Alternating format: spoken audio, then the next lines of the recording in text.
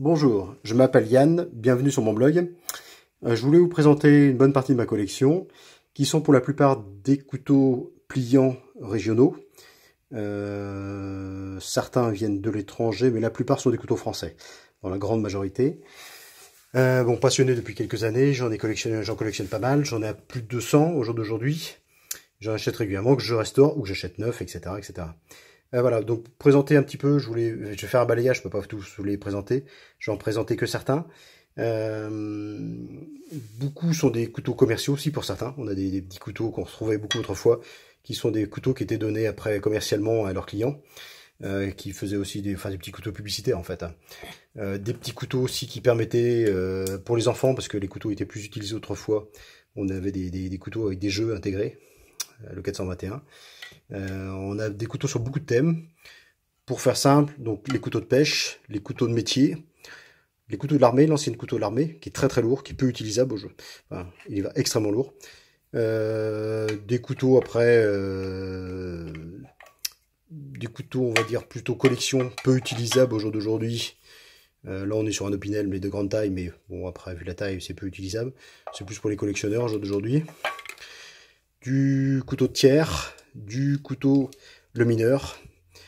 On va retrouver le lug de chez Artaud Chausson aussi. On va retrouver quelques navettes, quelques produits après qui étaient plus des couteaux de métier qu'on va retrouver. Qui sont des couteaux appréciés des collectionneurs. Bon, ça c'est un couteau étranger qui est italien. On va retrouver des couteaux un peu multifonctions. Le Boker, qui est un très bon petit couteau, poche. Bon, le Victorinox qu'on ne présente plus. On a des couteaux après le gerbeur, le couteau après marin, quelques multifonctions après. On va retrouver quelques couteaux étrangers, ça c'est un couteau qui vient du Portugal. Le Sauveterre qui est un couteau très connu, qui est un beau couteau. On va retrouver du système aussi couteau piétin, des couteaux de région toujours, le fameux Laïeul. On va retrouver après le couteau après à deux clous. Là c'est un Vosy, c'est un ancien couteau. Des couteaux qui sont dans le sud de la France, je suis en train de chercher le nom, mais ces couteaux qui étaient beaucoup utilisés après du côté de la Provence là-bas.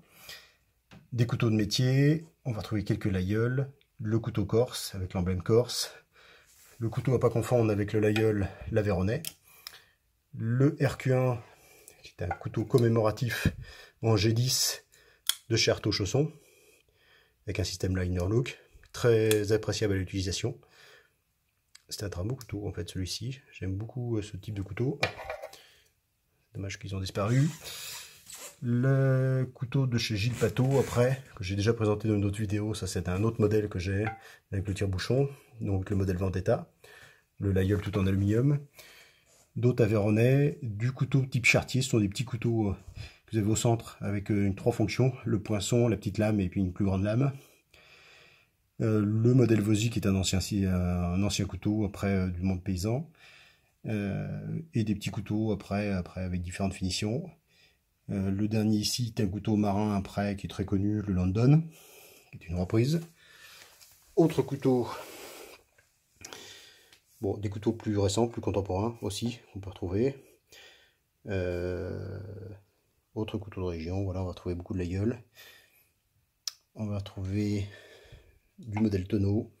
Ça c'est un autre modèle tonneau, mais avec le tire-bouchon. Des couteaux multifonctions après, celui du Blizzard Inox. On va retrouver aussi un modèle qui est sympa, c'est le système, alors il n'est pas français, mais il est développé par quelqu'un qui les a créés, qui était français, ils sont faits à l'étranger, de chez Citadel. C'est pareil, le système liner look et le piémontais couplé.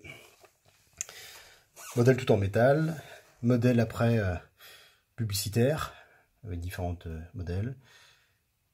Le tonneau, toujours, petit modèle multifonction, le petit modèle, le modèle alpin, les multifonctions, les anciens Laïeul de chasse qu'on va retrouver, les deux viennent de Laïeul d'ailleurs.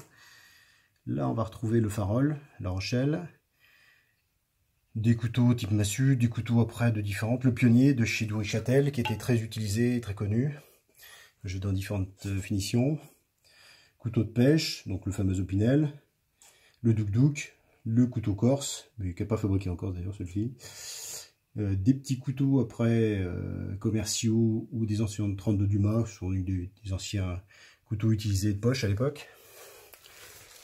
En autre couteau, on a les couteaux un peu plus haut de gamme, qui sont des couteaux corse pour la plupart, que j'ai déjà présenté dans une autre vidéo, avec quelques belles finitions, avec des manches en facochère, etc.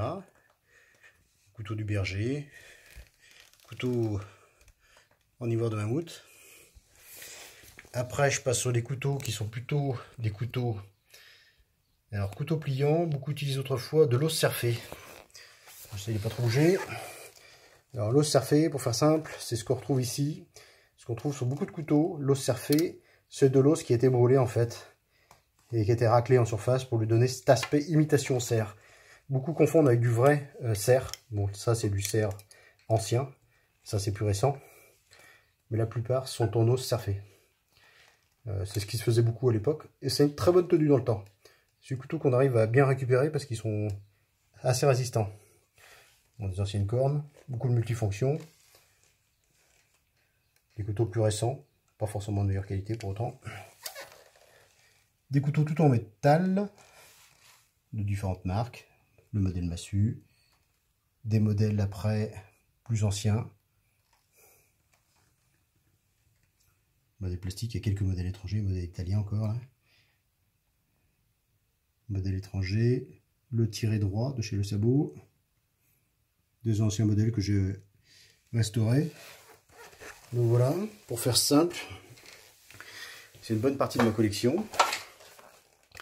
Je les ai fait, j'ai mis des plateaux où j'ai rajouté un revêtement au fond pour les protéger puis pour les mettre dans le lieu sûr. Bon, c'est lourd par contre à brasser. Bon, l'avantage, c'est que ça me permet de bien les... Ça fait des plateaux que je peux déplacer un par un. Ça me permet de bien les visualiser et puis de les apprécier. Donc voilà un petit peu. Donc ça, c'est dans les derniers que j'ai achetés, en fait, ces derniers modèles là. Qui sont des modèles de chez Solam, que je trouve des fois sur eBay. Ça, c'est un modèle que j'ai acheté récemment aussi, c'est pareil. De chez le parapluie à l'épreuve. Mais ils ont fait des nouveaux modèles guillochés maintenant, qui sont plutôt pas mal. Donc ça, c'est le modèle alpin. Voilà, le modèle de Charteau, modèle de chez Thiers, modèle corse revisité. Alors, je sais pas si c'est un vrai modèle corse, mais bon, modèle bois. Et les modèles de chez Charlie Hero, les deux derniers modèles que j'ai achetés, qui sont des beaux modèles, faits à la main pour celui-ci. Et le modèle en ivoire de mammouth, c'est le dernier, celui-ci. Et puis voilà, un petit peu pour présenter une partie de ma collection. Maintenant, je m'oriente plus sur du couteau neuf que ancien, mais ça me permet d'avoir un panel complet de ce qui se fait en coutellerie en France. Il manque encore beaucoup de modèles. Et puis, j'espère les présenter au public dans quelques années, quand j'aurai un peu plus de temps. Voilà, et bien écoutez, je vous remercie. C'était pour vous présenter ma collection complète de couteaux. Enfin, presque complète, il m'en manque quelques-uns. Et voilà, et je vous remercie. J'espère que vous avez apprécié la vidéo. Et puis, à bientôt. Merci, au revoir.